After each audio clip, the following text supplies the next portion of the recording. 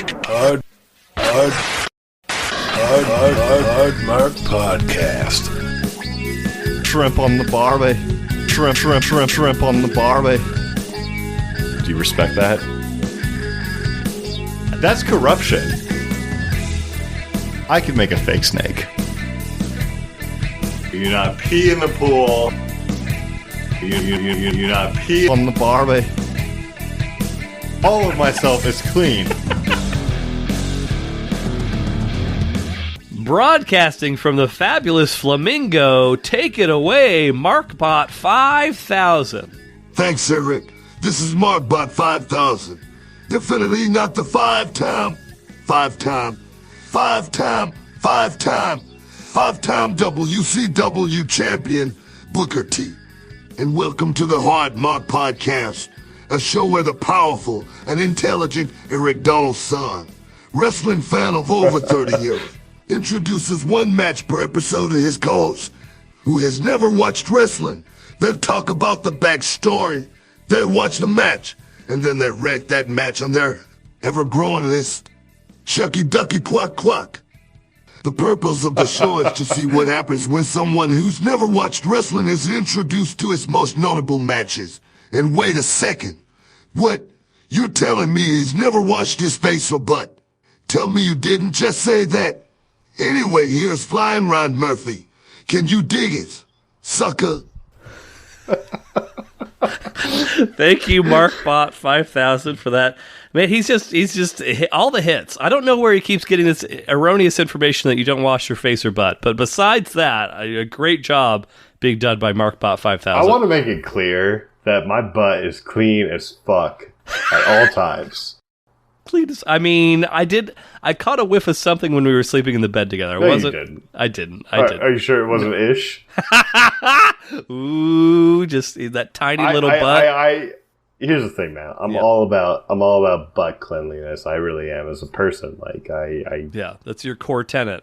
I just think it's important, and if you're not butt cleanly, like, I don't know how I got this reputation because I don't have a shower head. But Eric, A removable shower head. There's ways to clean your butt thoroughly without a shower, and you have to do it. Like, Eric, I just want to make sure the fans know the butt is cleanly. Oh yeah, the fans definitely know. MarkBot 5000, Crispin, Hickenbottom, and team. I don't know what they've been programming in there. Maybe they've got what some. What are they programming in there? Dude? I don't know. Like, they're programming like butt stuff, uncleanly butt stuff about you. I don't know. Maybe MarkBot 5000 sees you, evaluates the AI machine-based learning. It's like, that kind of looks like a guy who doesn't wash his face or butt. Because we know that you don't wash your face, and so maybe it's just extrapolating from that data that you don't wash your butt. You allow shampoo to dribble down the front of your face. No, I do not I don't have like a face routine. That's fair. Like, I do not have a face routine, but I do shampoo it down my face. And I think do you take your hands and you scrub the shampoo on your face, or you allow the shampoo to run down your face and call that? I think it just runs down. And I just kind of Okay. You get it. I get it. I don't have a face routine, but I have a great baby face. Like, I look like I'm, just as young as I've always been, like 19, 20. I'll put in a ServiceNow request for the Imagineers, the Hard Mark Imagineers, just so they know, like, hey, listen, curb the butt stuff. Okay, he's got a very clean butt. It's clean butt. Like, I just think it's for the people to understand. Like, it's that's one thing I take very seriously is clean butt. I think it's important. It's gross if you don't. Hella gross. But I maybe could get on a more face efficient cleanse. See, there we go. See, there's something to you can't just shut down when people give you constructive criticism. Maybe there's like positive. Even though my things face, it's clean. Hella clean. It's hella clean. Welcome everybody to the Hard Mark Podcast. Thank you very much. We are here today to watch some wrestling. So thank you for joining us to do that thing. Ryan is a little inebriated. I'm going to keep us on track as best I can, but we'll see how it goes. Ryan is already giving me a look. One of his eyes is 75% closed. We're just putting sunglasses there so you can't tell. God, we've got sunglasses, Ryan. He's got the risky bit. He even has the white T-shirt. It's full risky business. He's probably not even wearing pants right now. It's just the bikini briefs. But let's talk about wrestling, Ryan. How's that hit you? How's that strike you? Right now? Pretend I didn't ask you that. Let's talk about it. So, venturing back to the world of TNT wrestling today, Ryan, the last few WCW matches that we have seen have been somewhat Hogan-centric. So let's take a little break from the Hulkster. I know you're probably disappointed by that. And we'll examine some of the other goings-on in the WCW landscape around that same time. How does that hit you? Good. That sounds up my alley. Good. So the last match that we saw for WCW was a big 3-team extravaganza, but one of the men involved in that match was a true difference maker. Arguably, he was the key man responsible for the NWO's victory in that match, and someone that we haven't checked in on in a significant level of detail in a bit. His name is the Macho Man, Randy Savage. Ooh, yeah. That's my best Macho Man. It's my boy. It's not true. We both know that's not true. But ever since his arrival in WCW, Savage always seemed to be in the orbit of his longtime frenemy, Hulk Hogan. The two started in the company as allies, and then once Hogan infamously joined the NWO, Savage would be a frequent target of their attacks. So that led to the storyline of Macho Man getting fired and then having to join the NWO in order to continue his wrestling career. That also led to Savage reuniting with his longtime manager / ex-wife, Elizabeth, who once again aligned herself with Savage and would escort him to the ring for his matches. So they are no longer married in real life. They are divorced, but on screen there's still kind of a coupling here in this scenario. Okay, all right. Yeah, I know that sounds like a fun time working with your ex-wife, but Macho Man, he seemed to enjoy it. But despite the fact that the Macho Man's hand had been more or less forced to join the NWO, he took to his role like a duck to water, and the first act of business for him was to address a lingering issue that had been plaguing the group, a man by the name of Diamond Dallas Page. So Diamond Dallas Page, or DDP for short, is arguably the most unlikely success story in the history of professional wrestling.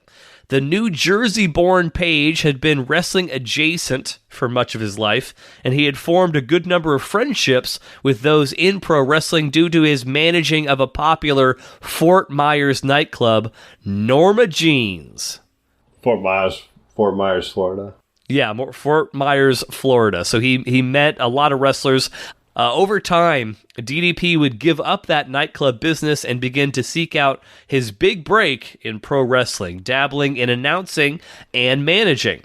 In fact, DDP was so determined to make it, he once drove his pink Cadillac from Florida to Toronto, Canada, for a 2-minute spot of driving wrestlers to the ring. So, that's how dedicated Diamond Dallas Page was.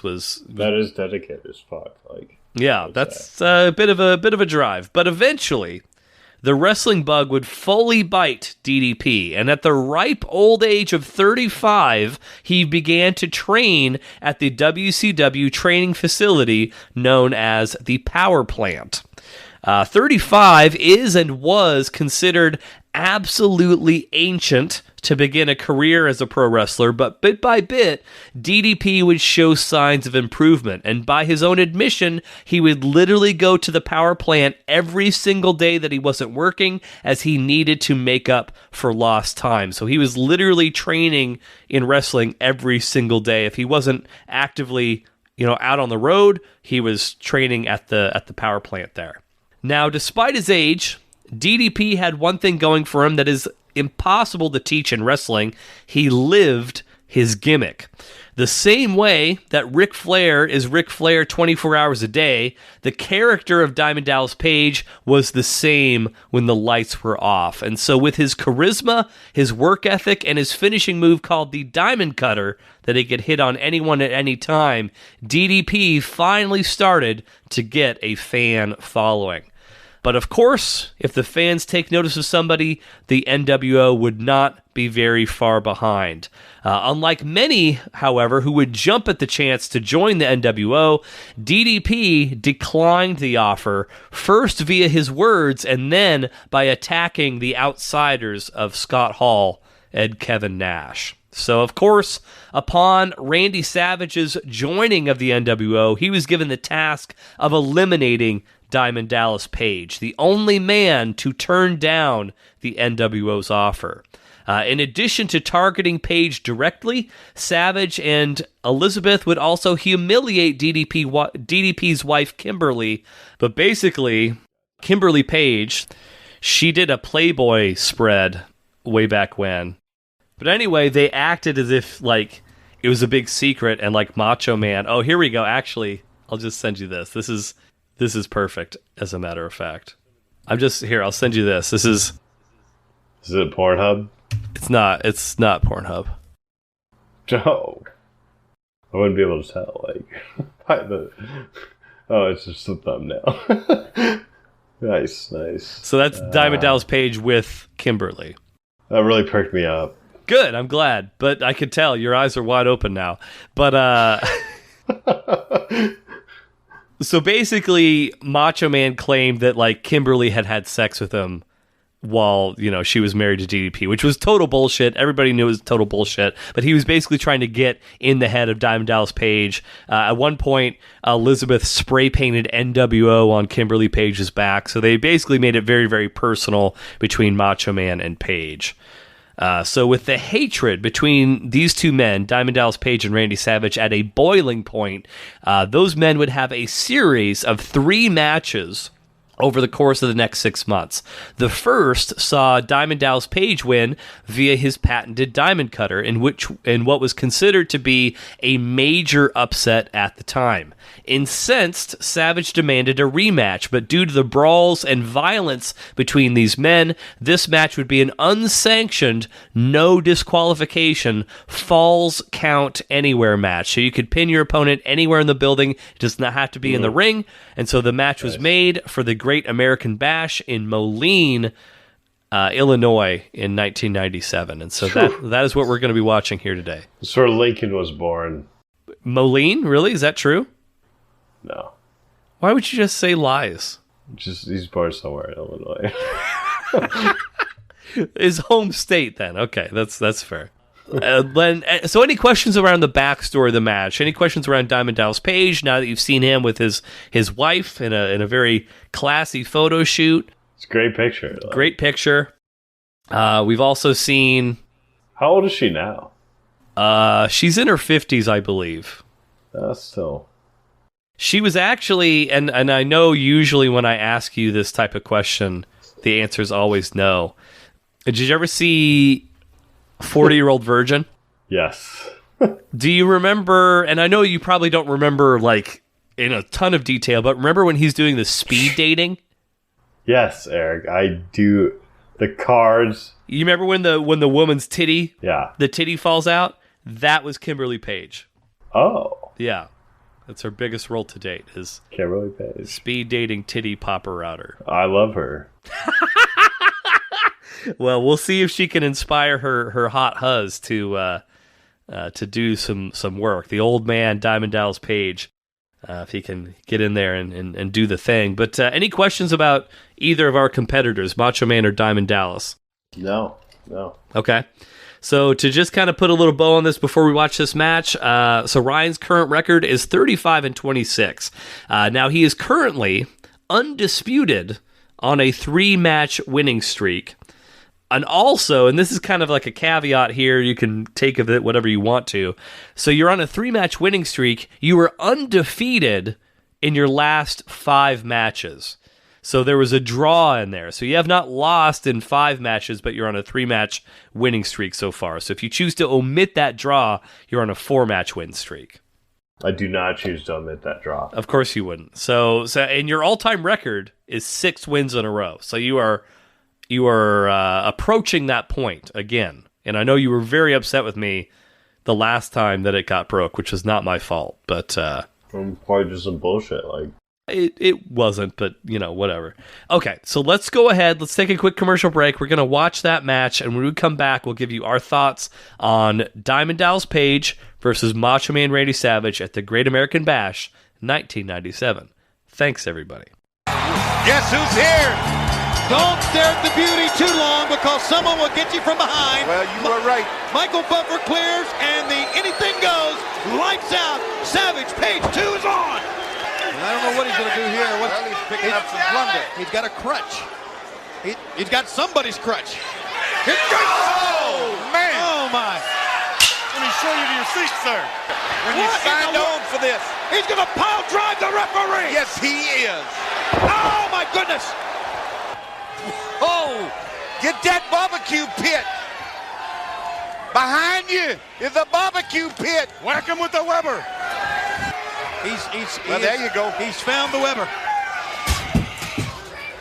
Thank goodness. Oh, thank goodness they didn't light the charcoal. Oh, my goodness. And there's bodies all around the ring, and there's someone making their way. It's Scott Hall of the NWO. Oh! For all referees, the big elbow, and there's no referee to count. And now, well, look at this now. Scott Hall moving him over that direction. 1. Wow. 2. Oh, man. 3. Whoa.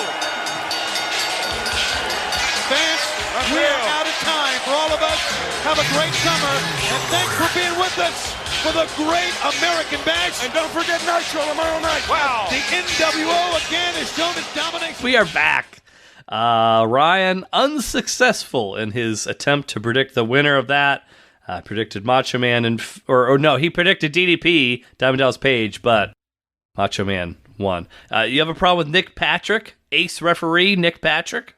I love Nick Patrick to death. So why are you saying fucking Nick Patrick then? I mean, it was his fucking call at the end, which is. I mean, he was knocked out. He was half conscious.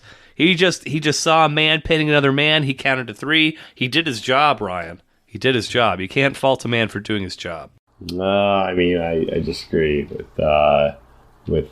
he did his job. I love Nick, but I disagree with the call. Great referee name, Nick Patrick. It was absolutely, like, I'll never forget. Did you enjoy the match? I did. That was a good match. I did like it overall. Okay. Overall, that's good. All right. I'm glad that the ending didn't sour it too much for you. But let's go to the notes. So we've got Michael Buffer, as we always do for these WCW matches. Hair, not as good as the last time we saw it, unfortunately, though. Michael Buffer having to explain the rules. The referee, so you and I were kind of chit-chattering, but in my notes, I actually have it. The referee got a hometown announcement. So that was the original referee who got pile-driven eventually. Spoiler alert. But he actually got a hometown announcement that he was from the Quad Cities, which I didn't even know that was a thing. Apparently the Quad Cities consist of Moline, Rock Island, Davenport, and Bettendorf. I'm sure you're not aware of this. No, I was not. Big geography major over here. But yeah, so the referee gets a little hometown pop, which I'm assuming was done so that when Macho Man took him out, he's just looking even more dastardly. But lights go out, pyro goes off, Macho Man enters out with Liz together after all these years. You seem to be somewhat taken aback by the wives of these respective competitors during our match. Yes, they're very attractive wives. 1997 was a great year. 1997, great year for wives. Did you have a preference between the wives, between Elizabeth and Kimberly? No, I thought they were both, like, they had their own style, like, you know, they right. represented, no. That's true. Very good looking. So the match gets started very quickly. So Kimberly is kind of out. She's doing the DDP Diamond Cutter symbol, which DDP started that, for the record, not Jay-Z. There was actually a lawsuit about the diamond, the Rocca, Is that Rocka? Am I correct in that that's like the Rocka symbol or something? Waka Flocka. We sound very white right now, and I don't know that I trust anything that you're saying right now. But anyway, like Jay-Z used to put up the diamond symbol, DDP sued him over it and won, as a matter of fact. Oh, good. Yeah, so good for him. So it was a legal victory, even though he didn't get a wrestling victory here today. But while Kimberly is distracting the Macho Man from the entranceway, DDP jumps over the guardrail from the crowd, jumps Macho Man from behind. Hell of a distraction. Good little move. But I think that the thing that really struck me early on in this match, they weren't really even doing moves. It was just a brawl. It was just a chaotic brawl. Everyone's getting thrown into everything. You're just tossing guys. They're out in the mud, the blood, and the beer, just fighting amongst the people. Are you asking me? Well, I'm saying that, but if you have anything to chime in with around that topic. No, I that's what initially that's what you like about the match. You like the fans, you like the interaction, this is about the people, Mm-hmm. I think my favorite part of the early on bit, so there was a deal where Macho Man, especially as a bad guy, used to do this all the fucking time. He takes Liz, his manager, and puts her in front of him as like a shield, because most good guys, they're not going to punch Macho if his wife or his woman is in front of him. But like DDP, he's not an idiot babyface. He knows what the fuck's going on. He's just like, get the fuck out of here, shoves Liz into the guardrail and just goes right on after Macho Man. I like that detail to kind of prove like Diamond Dallas Page, he's not a fucking idiot, which was good. Then they kind of start brawling through the crowd. One guy gets his crutch grabbed, gets broken over the back of Macho Man. That could have been you, Ryan. That's what I was saying. Like half a crutch. A crutch? Crutch man? Situation you have to deal with, but you got a wrestling match, you just never know. My favorite part of the brawling outside of this segment, because there was a couple brawls outside, and again, I don't know that you necessarily caught this, but it made me laugh out loud when I was watching it at first. So there's a point where Diamond Dallas Page throws Macho Man in like through a door, and then DDP just grabs the crutch and he's like waiting, like he's like, he's like teeing off at the baseball plate, waiting for Macho to come through. Randy walks so casually through the door. It's like he's strolling in to start a shift of accounting. He totally forgot he's in a wrestling match, and then he just gets waffled in the stomach. That made me laugh out loud when I watched it the first time. I was so funny how casually he was strutting through that door. He's a casual guy, Yeah, very casual guy. Yeah. Powder. We saw some more powder. Macho Man used powder. Thoughts on powder? I mean, I'm good with it. Like, I think it's... So you're pro powder, is what you're telling me? I think I would say I'm pro powder. Yeah, like I think it's an interesting way to spice up the match, like a little seasoning, Yeah, we've seen this is maybe like the third or fourth time we've seen powder. It's not uncommon that we've seen it. Not every match, of course, but it's like the LeBron James. You clap, you throw some powder in the air. Right. It's a move. It's a move. Exactly. Yeah, for sure. Yeah.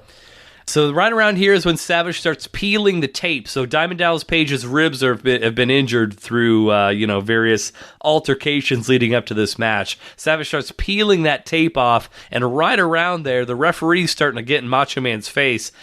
He fucking decks the referee and hits a fucking gnarly pile driver on that. Yeah. That was a great looking goddamn pile driver.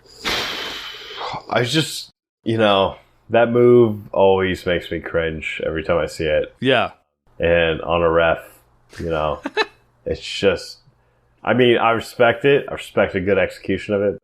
As I'm going through the notes, it's funny to me that, like, none of this match has involved any actual wrestling moves until that. And that wasn't even performed on another wrestler. The ref, yeah. The first wrestling move of the match, and it's on the goddamn fat referee from the Quad Cities.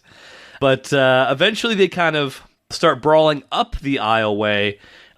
They tried to explain that the area that they were brawling in was a picnic area for VIPs. I have never, ever, ever, ever seen anything like this before or since. They had this elevated platform, which if you were sitting there, you wouldn't be able to see fucking shit. Like, let's just get that out of the way. If you were actually trying to, like, watch the wrestling show, and then also the people were, like, literally sitting at these different tables not paying attention until the guys were, like, right fucking there. It was like a scene from The Naked Gun or some shit like that. But basically, everybody clears out. Macho Man gets slammed through a picnic table. He gets a flower to the head. The barbecue pit charcoal gets dumped all over Macho Man. I think you would pick DDP just before that, but I think that really solidified that you made the right choice. It did. Used his resources. I love the area. I love the VIP area right there. Next time we go to a wrestling show, we'll try and get in the VIP picnic area. It appeared there was a real charcoal grill up on that VIP area, and you can't fake that. You can't fake that. You can talk about fake snakes all you want. You can't fake a barbecue pit. No, absolutely not. We know that. Let's see here, but they go back into the ring.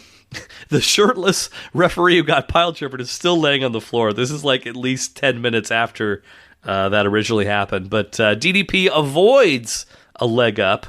Very difficult move to avoid, but he somehow managed to do it. He crotches Macho Man on the ring post, and then another referee gets decked, gets knocked out. Third referee shows up, who gets also beat up by Macho Man. Macho Man also starts beating up a photographer. He smashes the photographer. Like, that part was all very weird. I guess that was just a distraction so that DDP could go grab a chair and then hit Macho Man with it. But Savage hits Diamond Dallas with a low blow right in his pee-pee. Got a diamond cutter, no referee around, so hard to count a pinfall when all the referees are knocked unconscious. And then we have, from our number one match of all time, Scott Hall comes running out, fellow NWO member, along with his friend Macho Man Randy Savage. DDP's going for a pinfall on Randy, and Scott Hall slides in, stomps the referee in the face, which made me laugh. DDP starts firing away at Scott Hall. Macho Man clobbers DDP with a shot with a title belt in the back of the head. Scott Hall then manages, just barely, it was a struggle, but he just barely managed to hit the outsider's edge. Macho Man comes to, stomps the referee one more time just for fucking good measure, jumps. Nick Patrick, thank you. I don't want to, misrepresent any of these people. Yeah. Big top rope elbow drop to Diamond Dallas Page, pinfall, 1, 2, 3. Macho Man wins the night. That was it. And that was it. And that was the match. Let's get into the science, my friend. Let's get into the science.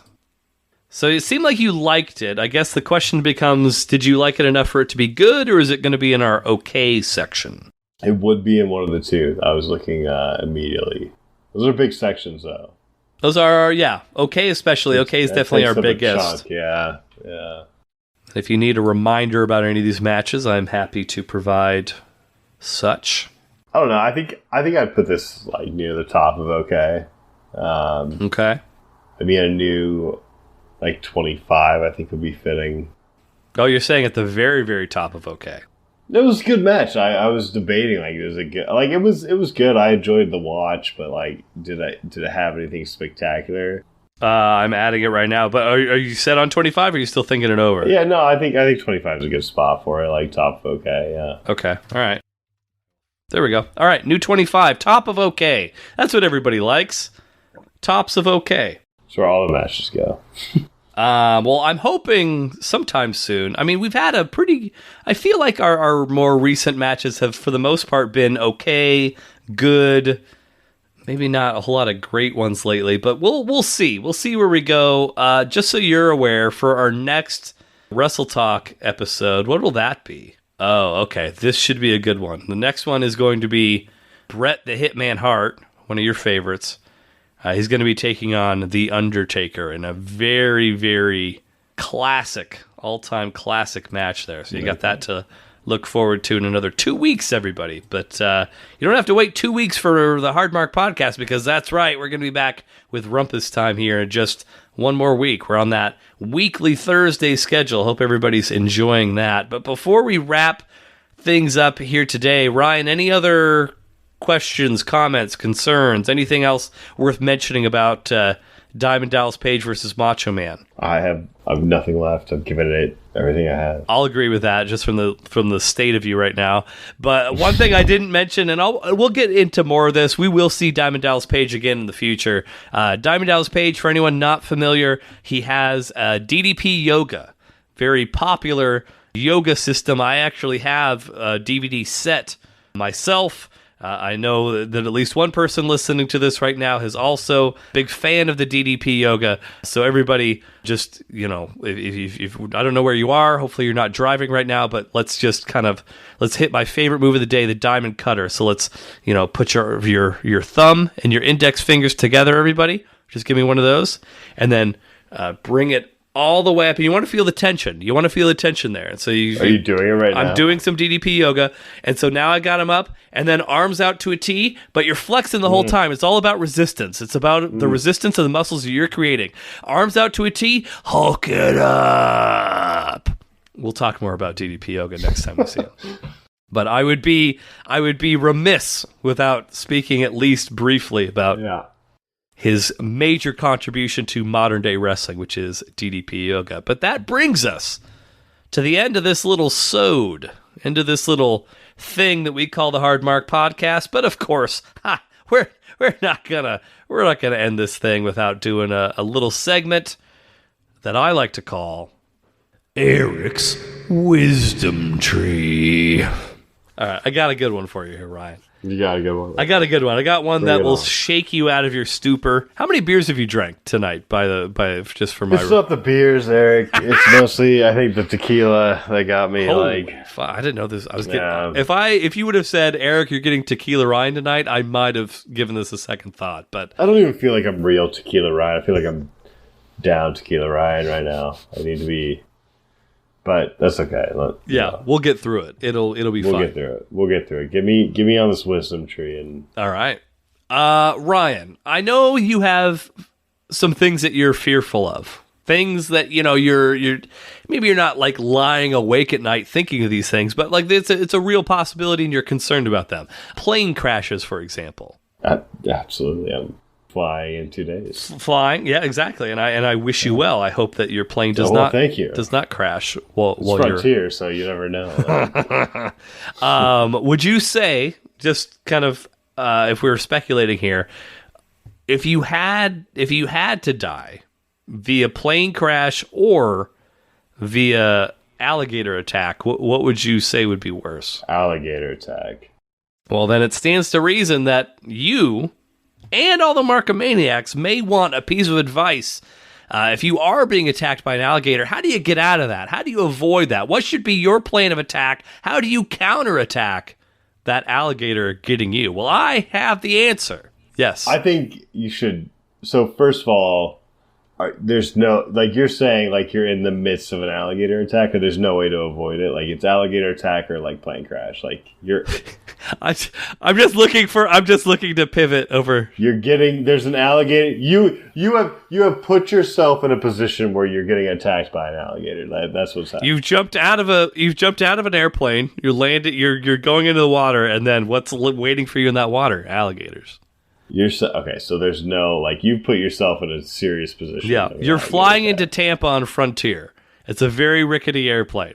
Of course, as you're flying into Tampa, where are you going over? The fucking bayou. Alligator Central.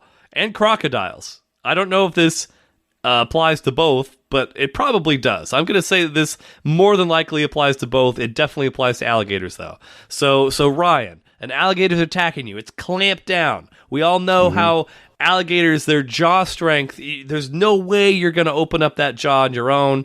If you're trying to, like the other direction, their jaws are weak, but once they're clamped down, there's no getting out of that, right? So it's up to you to figure out a way to release yourself from its grip before it starts death rolling, Ryan. That's where it starts spinning in the water and trying to break your limbs and drown you. Nobody wants that, especially not jumping out of an airplane flying over the bayou. Eric, you're making this too fucking brutal. Like, you can't crash an airplane and get attacked by an alligator at the same time. That's the scenario. It's separate. I'm pitching that scenario. You're golfing, you run into an alligator, you might, like, you lost your ball, you go up to him, like, you're dumb, like, you find that you can't. You broke your leg falling out of the plane. You're crawling, and so you're very slow. It's giving me anxiety. Well, allow me to alleviate your anxiety because I've got the foolproof method for how to release yourself from the alligator's grip. Stick your fingers in its nose. Or its butt. No, just its nose. Why would you wouldn't even know what an alligator's butt is. I don't know, but I do know, not to take us off topic, but if a pit bull is ever attacking your dog, you stick your finger in his butt, and that's the best way to, lose a fucking hand? Yeah, I agree. In the butt? Eric, you're behind it. You pull the legs out, you put a finger in it, it'll stop attacking the dog. Why don't you just grab its legs and have that be the end of that scenario? I'm just saying, because it'll still bite. You find that's an easy butt. You put it in their butt. What? Hold on. Why would? So you're saying that by grabbing both of its hind legs, it would bite, but by putting your finger in its butt, it's not gonna bite? It's still gonna hold on to whatever it's biting if you pull its back legs. But you just loses leverage on you can't push any further. Dogs lick their own assholes all the time. Why would you not get your fucking wrist torn to shreds if you have your finger in its asshole? I don't know. I mean, I'm just saying this is not vetted wisdom. If you get in a fight with a pit bull, your dog's getting bitten, right? Your sweet beloved golden retriever. My cat out for a walk, it's biting. I'm fucking going right for I'm like, hey, someone grab legs and boom, right in the butt, because nothing else works. For somebody who doesn't like getting grabbed, you're very forceful about this finger in the butt. It's just defense. What it is. Regardless, we're not talking about pit bulls. Yeah, we're not talking about alligators. And why does it have to be pit bulls? Does this not work on other dogs? Well, I don't know. I just think I'm not. My sister has the most wonderful pit bull in the world. I'm not a pit bull hater. I'm just saying when you see pit bulls, if they do attack, you can't really get them off. They're very strong dogs. Finger up the butt and you pull their legs out. That's how, and you should know that in case you ever run into that incident. My sweet cat's out for a walk. Not if they ever go outside, but you fucking saved my cat. I'll fucking have my finger up its intestines if that's what fucking it takes. That's what it takes. I hate Tequila Ryan. I will rattle his intestines with my fucking fingers if that's what it takes to save my cat. This is I don't know how or when this audio is going to be used against you in a court of law someday. I don't know. On, Eric. I don't know the circumstances. It's just more okay. You know what? We were talking about alligators. Let's go back to the alligator topic. I'm just saying, if that were to happen, and I think people should know, right the butt, into the intestine, whatever. Stop saying into the intestine. Whatever it takes, Eric. Whatever it takes. You save the fucking other animal, who's being. What if it's just attacking you and you can't get to the butthole? Oh, then here's some shit. Then you're just fucked. Okay, fine. Alligators, fingers in the nose, in the nostrils. That probably doesn't work. It does. Do you have any guesses as to why that works? Do you know that more Americans die by alligator attack every year than anything? It's very high on the list. And I bet, Eric, that putting a finger up their nose does not stop. And not a finger, both fingers. You have to put 2 fingers up both nostrils. I'll just tell you, this is not me prompting you for conversation. It's not going anywhere. You're derailing this constantly. The reason that this works is because it breathes just like fucking human beings. It breathes through its nose or its mouth. If its jaws are closed, that means it's breathing through its nose. And so if you plug its nose with your fucking fingers, that means it has to open its mouth, then releasing you from its grip so it can actually breathe. This is something they teach you. They teach you at reptile zoos, like alligator fucking shelters. And a little 7-year-old girl who attended one of those seminars and listened to somebody do this, she was attacked by an alligator. She stuck her fingers in its nose, and it released her, and she got away. Alligators, I would say, are kind of pussies, of the reptile world. They're a little bit. What? I've seen a cat fucking slap an alligator. Not in person, but on YouTube. And that motherfucker backed away. Like, that was it. That's all it took. It was a little slap. I will also say, not to derail this conversation any further than it has been derailed, but cats are fucking vicious, insane creatures who are loving and caring at the same time. Like, I love my cats, but they will fuck anything up in the world. Doesn't matter. The snake, fuck it. They'll slap it. Same with an alligator. Like, they'll slap it away. They'll slap it. Fun. But I'm just saying, like, alligators are kind of pussies. Like, they'll just what? Like, so I bet you're probably right. Like, you put it in their nose, like, they'll probably fucking go away. Like, you know, they're pussies. Like, they fight and they'll roll you if you don't fight back and get, you know. But if you slap them like a cat, that's all you need.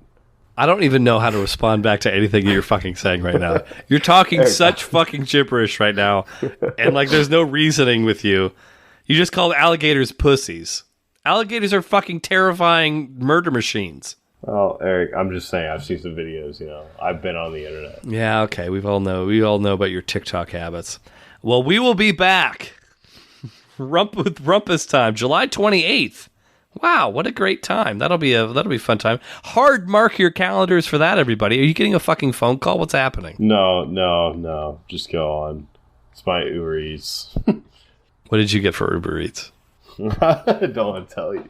Just tell me. I did get some more McChickens. God! The all McChicken diet. Well, that's how Ryan gets ripped to death these days. The all McChicken, 4 McChickens a day keeps the doctor away. That's what they say. Are they spicy McChickens? I'm assuming. Spicy McChickens. Of course, that builds up the immune system. I understand. Well, if you're not with a Sprite, with a Sprite, you got to keep it caffeine free, dog. Well, if you're not hard, get hard. Once you get hard, stay hard. That is all, folks. I hate tequila, Ryan.